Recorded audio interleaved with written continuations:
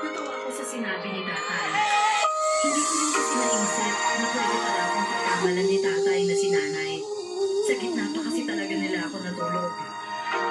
Nang magising naman ako at kumain ng agahan, napansin ko may boses naman ng mga kalalakihan na paparating. Ay, sino na naman na yan? Ay, dala ko. Bulaklak. Alin? Ayan mo. Paparating. Hindi mo ba nakikita? Tulog naman ako. Kaya tumungo ako sa pintuan. At nakita ko nga ang mga kalalakihan na paparating. May mga dalang bulaklak at paper bag nga sila. At pagdating ng mga ito, nagtawa agad. Lumabas naman si nanay. Magandang umaga sa inyo. Ay, sino mo pa sila? Magandang umaga naman eh, wala. Ay, sus Maria Josep. Eman? Nanilog ang mga mata ko nung biglang magtanggal ng suot na face mask ang nasa unahan. At nagtanggal din ng sombrero. Dahil naman doon, nakakanta akong mataas mo kay tatay na natitigilan din. Meron na naman. Matarya ka. Hindi ko maganda sa paningin mo. Kamusta po? Medyo ba sa sakit?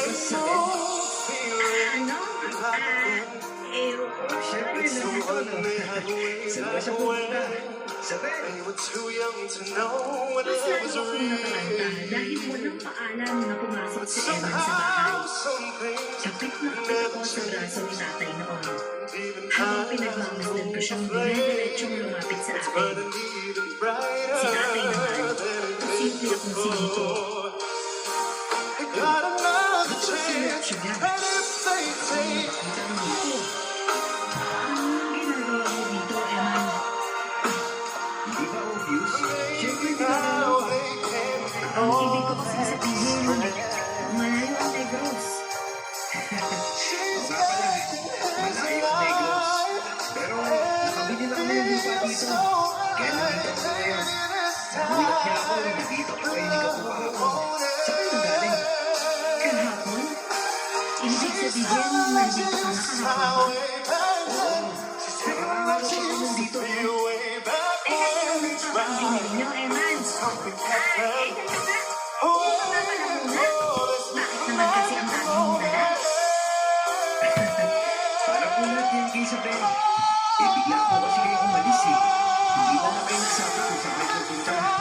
Akala ko talaga, nagtagpo itong dalaga niya eh. Kasi naliligo ako pero pagdating mo na kaya yun po, apat na pagpong na bulaklak para sa apat na buwan na panliligaw. Nakatingin ako sa pintuan. At nakahilera na doon ang mga tao nitong may dalang bulaklak. At may isa pang box na regalo. Bakit naman kailangan ng bulaklak yan? Hindi ka naman ganyan nangigaw eh. Eh syempre, pakiramdam ko, kung